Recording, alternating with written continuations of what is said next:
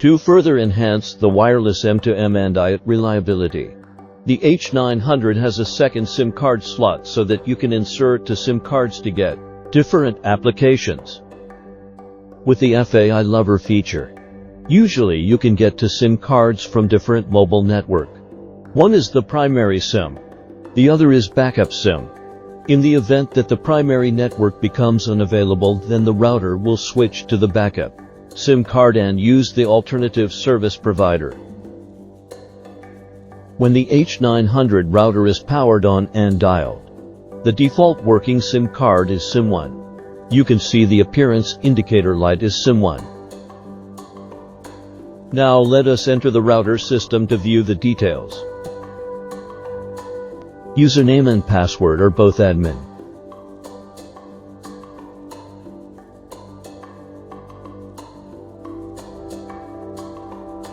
Cellular status shows SIM1 up. You can see the SIM card number is 18566787364. Now we enter the SIM card switching procedure.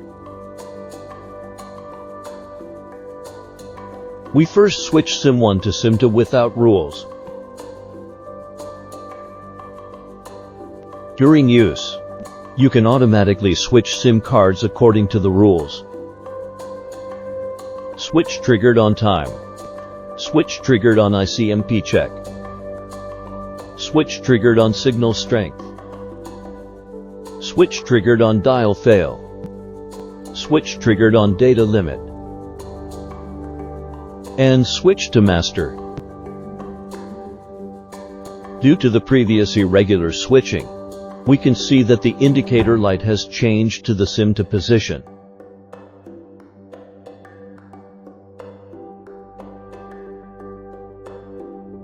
After opening the status page, you can also see the SIM2 showing the cellular status. The SIM card number has been switched to 18,575,500,4285. You can choose the rules that suit you for switching applications between SIM1 and SIM2.